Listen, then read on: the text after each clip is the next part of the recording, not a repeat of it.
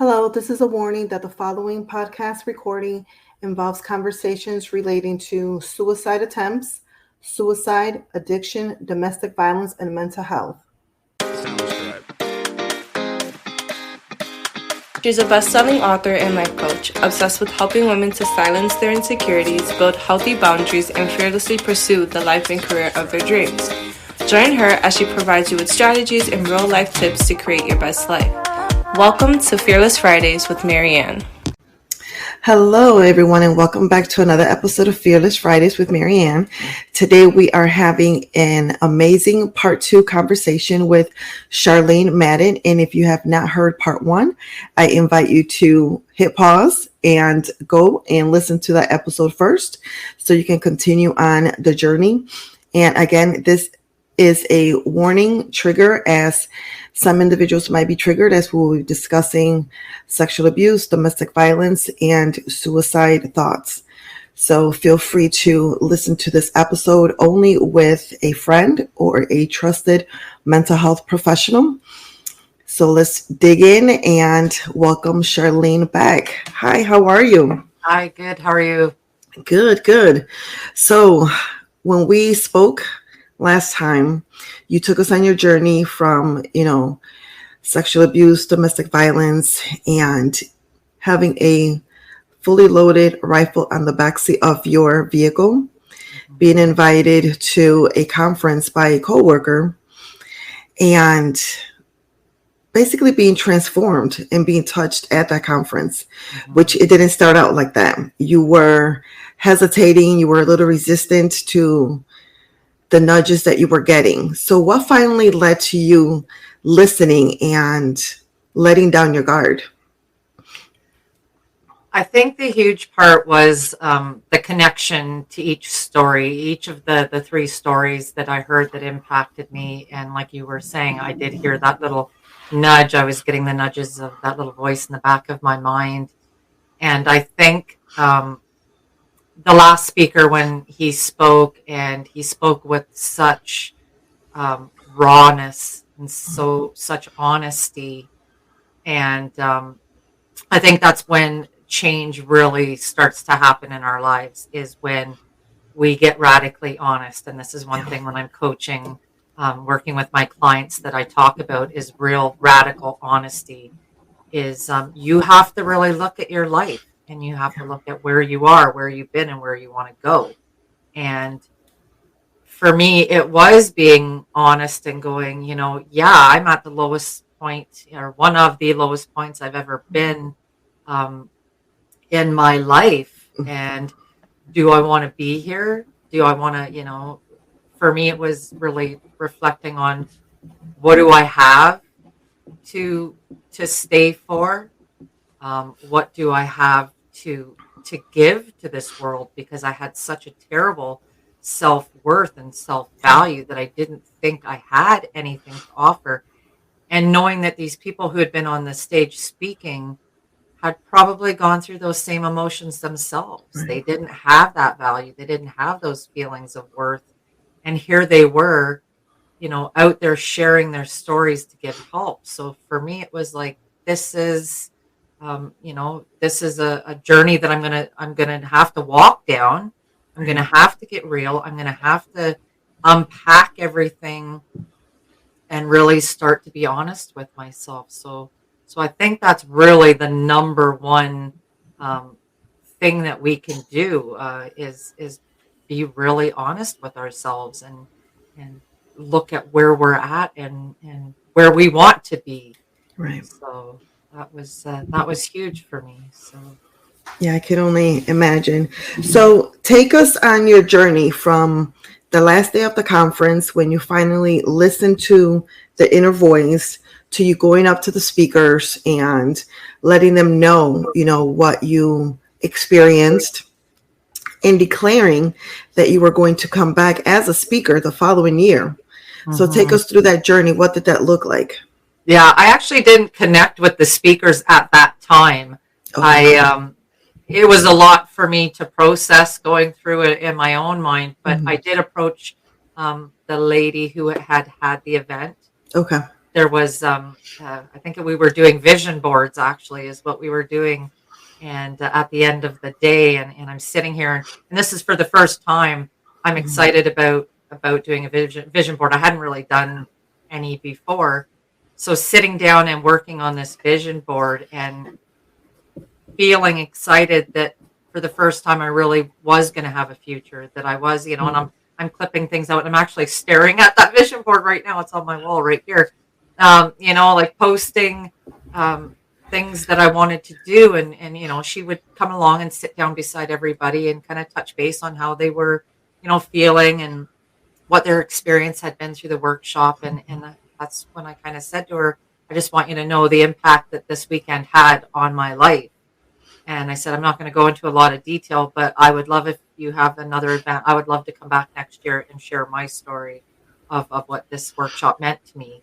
And, she was, okay, yeah, sure. Well, I'll put a post out and let you know when I'm looking for speakers. So being able to sit down with her at that point and let her know the impact, because we don't often, in a lot of situations, we don't open up and tell people when they've impacted our lives. Right. And I think it's important, even if it's something small, just a small gesture, is recognizing ourselves the impact that it has, but also reinforcing with other people, hey, I just want you to know this meant a lot to me, or this has done this. And again, coming back to the honesty, and I think that's when we live with a life of being honest with Mhm. ourselves, with other people. It really can affect every area of our lives, our relationships, our careers, everything that we're going to go through it in our lives. So being able to tell her, and then I did reach out to the speakers afterwards, and it was a couple months down the road, because like I said, I did have a lot of processing of stuff to go Mhm. through, because it was a lot of work to get from being, with that rifle on the back seat of my Right. vehicle to the point where I was able to say, hey, this is where I am, and to be able to step into that and own who I was as a person in front of everybody, because it takes a lot of courage for people to step into who they really are. So Yes. Yes, definitely, definitely. So when you arrived back home and you saw the car, there's that rifle in the back seat. What was your thought process? What did you do with the rifle? How did you, because I'm pretty sure at some point you went into therapy, so how did that look like? I actually didn't go into therapy, which is probably bad to say, because I had been in therapy leading up to it. And I live in a really small area, so mental health services are pretty limited where I'm at. And there wasn't a lot of virtual stuff going on. So, but I actually left the workshop and got into the vehicle with Mm, that rifle in the back seat, and drove home with it, and took it out and put it into my gun cabinet. And the next day, I made a phone call to a gentleman who's a very close friend of mine, um, and I said, "Hey, is it possible for me to give you all of my um, guns? I would like to just have you hold on to them." I didn't elaborate. I didn't go into a lot of mhm. detail. I didn't feel comfortable at that point. I just Right. said, "Could you just hold these for me?" He had also been the best friend of my partner, who had shot and killed himself. So I'm sure Mm. he kind of Two and understood. two together, yeah. Yeah. So I got them out of the house. I was like, okay, let's just take the little steps we need to do right now to take that out of the picture. Right. I took all of my medication that could be possibly that I could have taken. I actually contacted my boss at the time, and Mhm. because I deal with a chronic pain disorder, so Mhm. I had medication in the house, painkillers, and I just said, "Hey, could you hold these for me? And if I need one, I will come to you, and you can just give me one." And he was like, "Absolutely," like no questions asked. It was like, "Sure, Right. whatever." And I mean, I think when you start coming to people with those kind of questions, like you were saying, people put two and two Right. together. But I never had anybody um, question, ask, dig into it. It was always just yeah, sure, however I can help. So I started taking the steps, and even those tiny little steps were empowering. Each little step I took was me claiming a little bit more of my life back Yeah. by saying, no, this isn't gonna, I'm not gonna do this. No, this isn't an option anymore. I was eliminating the easy route I could Mm-hmm. possibly take and saying, okay, now is where we're going to get busy and we're going to do the work. We've kind of just been, existing and floating through, and now it's time to, put the rubber to the road and get busy and do the work. So, yeah. So since you didn't since you weren't under the care of a therapist Mhm. during your work, did you ever hear the voices again that try to pull you back into that dark space? I would say yes. I mean, I would be in denial. That's part of my message is embracing the fact of living with mental illness. About Mm, it's always there. right. Um, do I hear those do I get those gentle nudges? They're sometimes not so gentle, but do I get those nudges that you know start to overwhelm and you feel like the dark is coming in? Absolutely. I would be in denial if I said that Hmm. I don't. There's not days where I get up and I go, is it, things aren't going the way I think they're supposed to go, or someone didn't respond the way I think they should have responded, and I felt like my emotional needs are being met, and it starts to, come in. Right. But I think being aware of it is Mm, my biggest thing right now. It's like I hold space for my emotional self. I right. allow myself the grace to go, you know what? Okay, we're having a down day. Like, yeah, we're second guessing ourselves. We're not feeling confident, or we feel like our emotional needs aren't being met. So yeah, it's okay. This is coming in. I'll sit with it for a little bit. I do a lot of journaling. When those emotions come up, I write it out. Again, writing was always big for me. So being able to put that out on paper um, is huge, because it's when we hold it inside, that's where we start to get in trouble. Right. But being able to acknowledge it and say, okay, I understand I'm feeling this way right now. Why? What's going on? Being really self aware and mindful of what's going on in my life. That's, it helps, but it's always there. It's just the relationship I've chosen to have with it Mm. is different. So, and I So think that was one of the lessons that I heard, learned from the one speaker who talked about living with it. It's like we live with it. It's, like having diabetes. That's why I always try to take the stigma away. Like if someone has diabetes, there's not a lot of stigma towards them. Well, mental health it's just another illness of the body, and mm. we need to not be ashamed of it. We need to embrace it. So So it's inviting that emotion in and acknowledging it and asking, like, okay, asking yourself, okay, like, what's going on? Why are we feeling this way? And just working through that. not judging ourselves because of it, right? Mm. Like instead of getting really upset, or feeling shame because I'm starting to feel this way, because I mean, shame just contributes to the depression that you're feeling. So instead of feeling shame towards it, acknowledging it, inviting it, if anything, maybe inviting it in a little bit deeper, just to hold it and give it space and love and reassurance of, okay, I understand you're feeling this way. It's okay, well, it's okay to feel this way. Again, it's just not okay to stay this way. Right. So Yeah. So you make the inquiry to be a speaker, you get accepted, and there you are. So what was that experience like? it was overwhelming. I would say I felt a lot of, I put a lot of pressure on myself because I wanted to show my appreciation, number one, to the event, to the host, but I also felt a bit of responsibility that there could be someone just like me, like the knowledge that looking out in that room full of women, that there could be one person out there that was me, that who's sitting in that room not feeling like they want to live anymore, Right. but just putting on that brave face, that I could reach out through my words and my story and my experiences and have an impact on their lives. And it was a huge responsibility, but going into it from such a loving place of, hey, I know where you are, I've been there, and here's how I got through it. Here's what I did.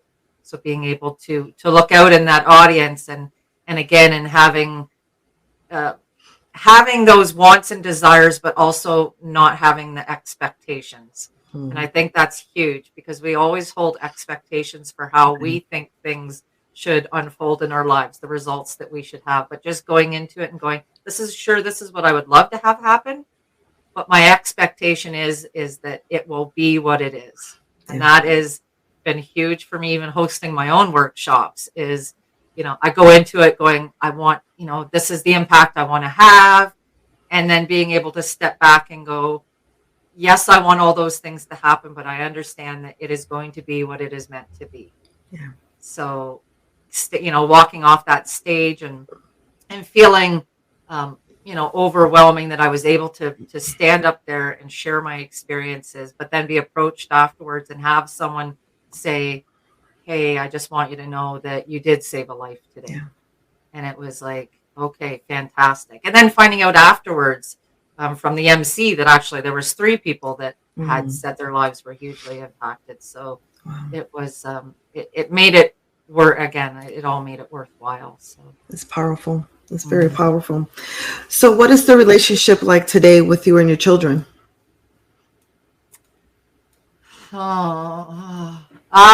It is, my relationship is not as close as I would like it to be with my children.